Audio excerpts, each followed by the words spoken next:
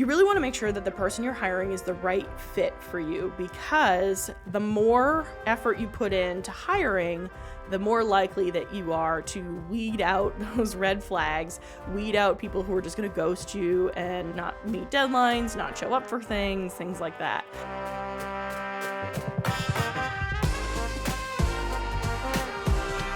Welcome to the Process to Profit podcast, where I dig into the key strategies that build successful service-based businesses. Whether you're just starting out or you're looking to scale, I'll share practical techniques to help you overcome overwhelm, boost your income, and fall in love with your business again. Let's get your business working for you.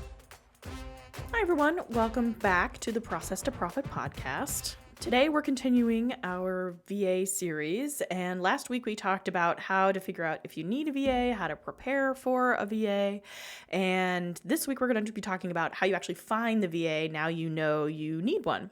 First, I do want to recommend that you go and download the free workbook that goes along with this series. You can go to laurenglenn.com/resources and look for your VA roadmap or virtual assistant roadmap. It will be right there. Like I said, totally free. You can go and download that so you can follow along with the exercises that I talk about in this whole series. If you missed the first episode, make sure that you go back and listen to that first, because it talks all about how to prepare for a VA, how to figure out what you're going to have your VA actually work on, and how to get your business ready for having a VA.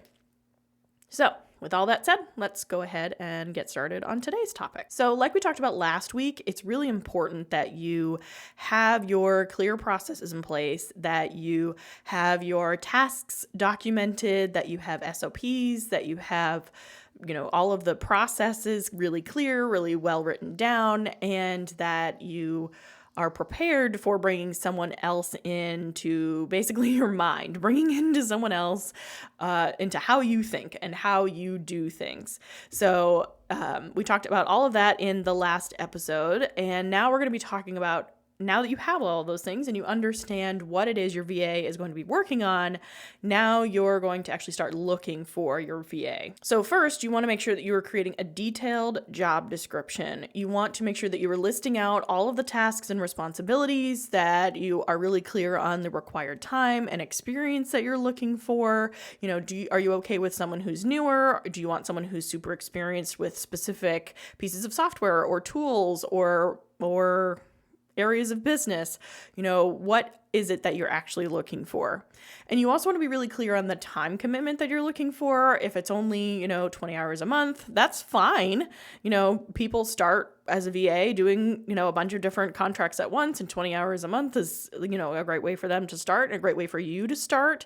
So, it could even be 10. That's how I started with my first VA. It was 10 hours a month.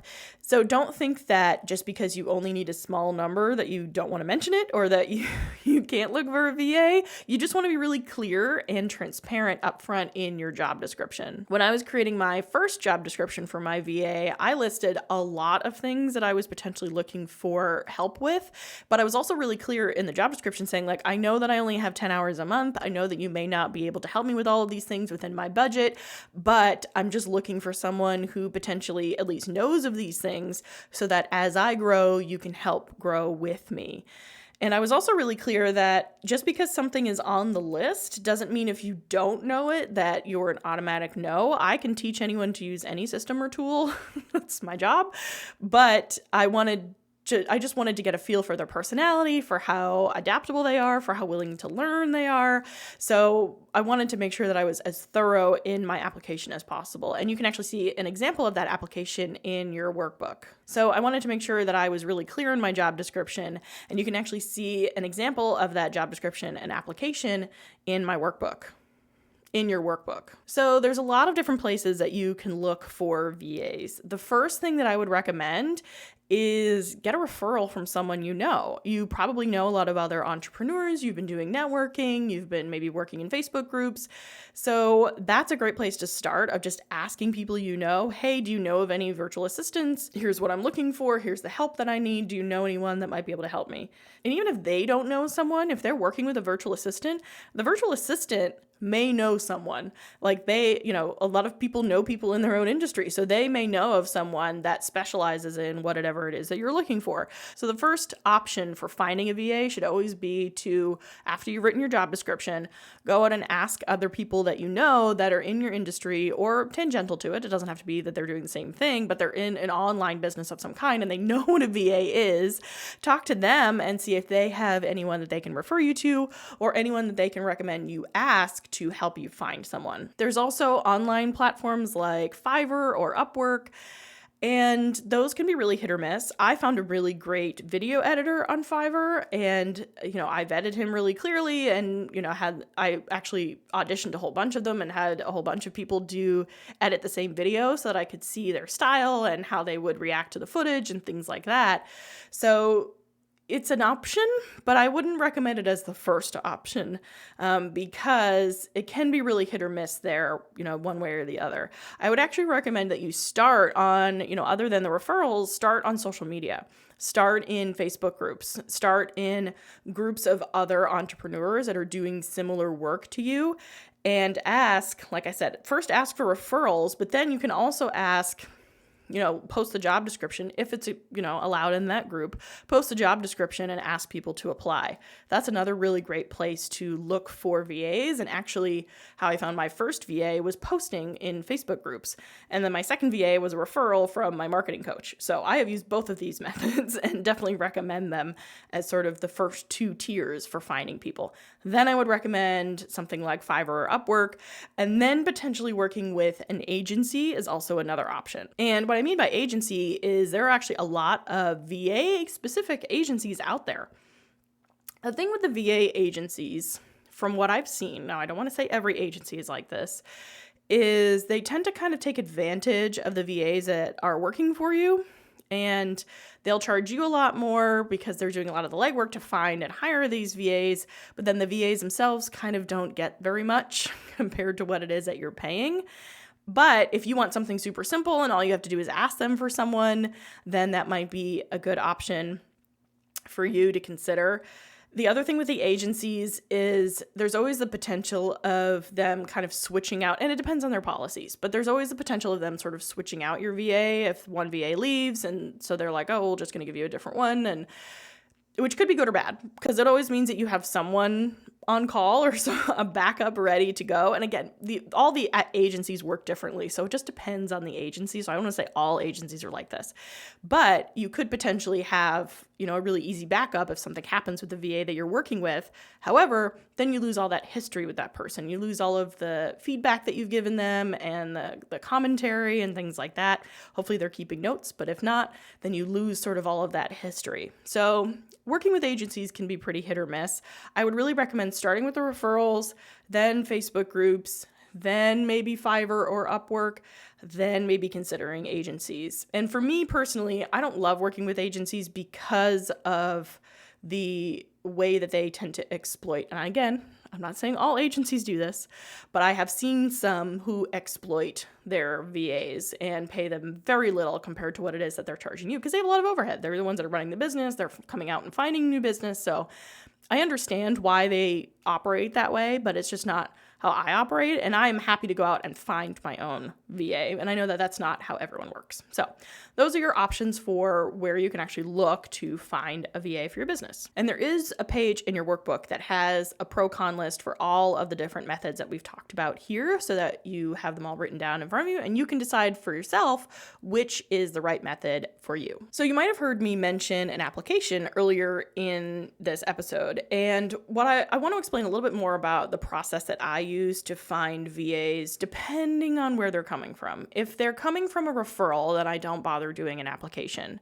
But if they're coming from somewhere like a Facebook group or LinkedIn or something like that, then, when I'm expecting masses of applicants, then I like to use an application.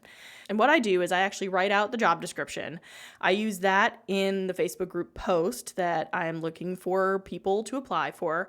And then I created a Google Forms where I actually went more in depth into the skills that I'm looking for and, the personality traits that I'm looking for and things like that, where they actually go in and fill in their application application with all of their information, because it makes it a lot easier for me to organize the information if it's all in a Google form and then in a Google Sheet, rather than trying to organize emails or DMs or whatever, all in different places. So this isn't going to work if you're going to use something like Fiverr or an agency, but if you're just using something like Google Groups, if you're just using something like Facebook groups, then this is a really great way to sort of keep track of everybody that's coming in. So I give the job description on the Facebook post. I give a link to the application. They go and they fill out their application. It usually has things like name and rate of pay and where they're located and maybe a headshot, maybe not. Doesn't really matter what they look like, so I wouldn't necessarily recommend including that, but like a link to their website or their portfolio or references or whatever it is that you need to make a decision. So that's how I create my application. Some key questions to include are things like, what's your availability? What's your time zone? What are your, what's your working hours? Like my current VA who works on lead generation for me is in the Philippines, but he works US hours because he has a whole bunch of clients in the US. So he is awake in the middle of the night for himself, working for his clients over in the US. And that's his choice. He could do my time. He could do my work asynchronously. I don't need him to do it during the US hours, but he has chosen, because of his other clients, that he is awake during those times. And when I did my application when I posted it in Facebook, I did it in probably 4 or 5 different Facebook groups. I had 144 applications come in. But because they were all in a Google spreadsheet, it was really easy for me to sort of look through them, filter out people who, didn't have the basics of things that I want, or people who are too expensive for the rate that I was looking for. And I was very clear in the application and in the description of my, range is $20 to $25 an hour. Like, that is what I can afford, and this is how many hours I'm looking for. And so I was really clear on that. So if they applied and their rate was higher, unless there was something really extraordinary about them, then they were then it was easy for me to eliminate them from the process. And in your workbook, you'll actually find a checklist of things or suggested questions. And in your workbook, you'll actually find a list of suggested questions that you can include in your application. Now, I do want to address the elephant in the room of international VAs versus ones that are located in the US or Canada, depending on where you live. And my first VA was local to the US, and I paid her $25 an hour, and she was wonderful, and she was definitely worth that $25 an hour. She did the things that I needed her to do. She did them well for the most part. She was the one that sort of came out through that application process. And, I really enjoyed working with her, and only stopped working with her because my business evolved and things changed and I didn't need her anymore. But it had nothing to do with her personally. So that application process really produced the right applicant for me. Now, my current VA is located in the Philippines, which means that I am actually paying a lot less. And I had a lot of guilt about this when I first started, thinking like, should I be outsourcing this? Should I be finding someone more local? I know that it's a lot cheaper for me to outsource this. But the way that I was able to, and I talked a lot about this with my business coach, she helped me to understand that he was really appreciative of the job. Like, he is just as deserving of a job as someone in the US. And the rate that I am paying him gives him a good life. Like, it's a good wage for him. So it's a win for him and it's a win for me because it's less expensive, but he's still making a good wage and he's still able to do the thing, provide for his family and things like that. So you need to weigh for yourself whether you want an international VA or you want one that's more domestic, and what the ramifications of that are for you, for both your moral code and for the way that your business functions. So just some things to keep in mind when you're looking for a VA and trying to decide if you want someone local or someone international. Okay, so after I got those 144 applications, then I had to figure out what to do next. And what I did was I screened out a lot of the people that just didn't meet my requirements, weren't really what I was looking for. And then I went through and actually interviewed all of the remaining candidates. I think I narrowed it down to like 20 maybe, because there were just that many that were so good. I had a lot of really good options to choose from. So I narrowed it down to about 20 candidates, and I interviewed them individually and talked through kind of what I was looking for. It was mostly for me to get an understanding of their personality and who they are, and also their grasp on English, because a lot of the things that I needed them to do was required them to be good at writing and, well, not necessarily speaking, but writing English. And so I interviewed those 20 candidates, and it was only like a 20-minute interview. It wasn't super involved because I had all their information from their application. So it was more about getting to know them and as a person and understanding their communication style and all of that. And if they had a good internet connection, because some of them couldn't even connect for the interview. And one of the expectations I put in the application was that we would be meeting, every few weeks or once a week to go over what was going on and what they were working on. And so they needed to be able to get on a video chat to do those things. So that was also a good way to kind of filter out some people who didn't have great internet connections. And in your workbook, you actually have a couple of suggested interview questions that you can use when you're interviewing your candidates. After I interviewed them, I narrowed it down to, I think it was like 3 to 5 candidates. This was a couple of years ago. 3 to 5 candidates that I was like, these could be a really good fit. I really like talking to them. I want to understand more. And so I then had them move on to a test project. And what I mean by test project is I took the same prompt for all of them and said, here's a thing that I need you to do, create, whatever. I chose a project that didn't require them to log into any of my systems or anything like that. It was just a mock project. And I need you to go in and do this thing. And then, send me the results. Send me whatever it is that you've created. I think it was, I had them write an email to my list about a new video that was coming out. I can't remember. But I'll have an example in your workbook for you. And I had them send me all the results, and I paid them for this project. That is the key. I do not expect anyone to work for free. This had already been kind of an arduous interview process, and so I paid them for this project. And I told them it's a flat fee. It was a flat rate, I think, of like $50 because I didn't expect it to take more than 2 hours. And I paid them all to test this project out and see how they did. And part of it was I wanted to see how they would react to kind of minimal instruction. And I wanted to see if they would be comfortable reaching out to ask questions or clarifications, or if they were able to kind of figure it out. And I wanted to also see then the final product and the final output. And this really helped me narrow it down to the last 2 candidates.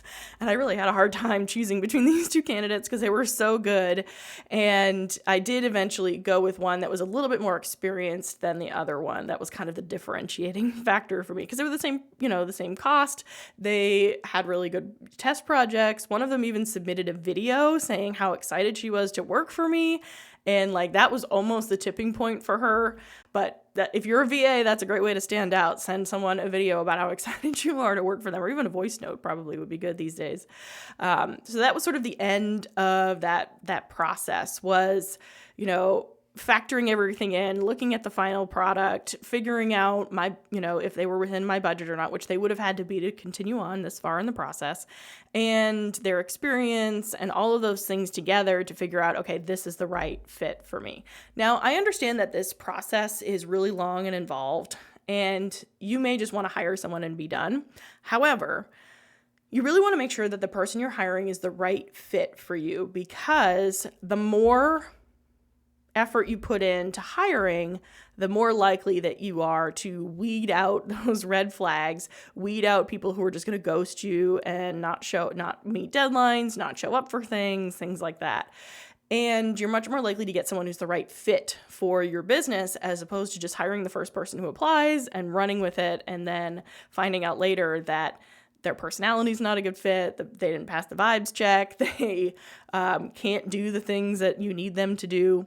So by making this process a little bit more involved, I was able to find someone who was a really great fit for my business. She ended up working for me for almost 2 years and only stopped working for me because I stopped it, not because she wasn't good at her job, and was able to grow with me and grow with my company and grow with the responsibilities that I wanted to give her. So it's really important that you design an application process that matches sort of what it is that you're looking for. Now, with my current VA, my leads generation VA, he didn't have to go through this whole process. Instead, he was a referral from my marketing coach. I met with him once for half an hour and we kind of talked through what I was looking for and what his skills were. And he didn't have the exact skill set that I needed, but he was very invested. Like, he was very gung-ho. He was very excited about it. And because he was a referral, I felt much more comfortable sort of taking that risk of trying him out and teaching him what I needed him to know, as opposed to looking for someone who already knew, but was maybe not a referral and maybe more of a risk for, ghosting and not, following through and things like that. And we've been working together now for 8 or 9 months now, and he's been wonderful. And he's, very adaptable and very easy to teach and things like that. So it all depends on sort of the process that you follow and where they're coming from as to how involved your interview process should be. Oh, I should also mention that we did do, a test few weeks. We did a few weeks and, he sent me his results and I paid him for it, of course. And before we decided to work together more long term. So you can still do that test. You can still commit to just sort of a small period of time at the beginning and then commit to a longer period of time, depending on how that test goes. And we'll talk all about what that commitment part actually looks like in a future episode. And to help you make your final decision on your winning VA candidate, there is a page in the workbook that's all about how you objectively compare candidates and decide between maybe some really great candidates that you have, and you have to figure out which one is the right one for you. So that's it for today's episode. Next week, we're going to be talking about how you actually hire a VA. What does that process look like? Are they an employee? Are they 1099? What are the tax things you have to worry about? We're going to talk about all of that in next week's episode, so make sure you tune in for that. If you haven't downloaded your workbook, laurenglenn.com/resources, your VA roadmap or virtual assistant roadmap. And if you haven't already, go back and listen to the first episode where we talked all about how to figure out if you need a VA and how to get your business ready to start bringing one in. Thank you so much for listening. I would love to hear if you have a VA in your business. What was your hiring process? What did that look like for you? Go ahead and meet me on Threads and let me know, Lauren G Consulting. I want to hear all about your VA process and your VA sort of path that you've taken if you have VAs or multiple VAs in your business. If you found this episode helpful, please go ahead and leave a rating and a review. It helps other people find this podcast. Go ahead and share it with a friend. And as always, your systems are the backbone of your business. I will talk to you again soon. Thank you so much. Bye.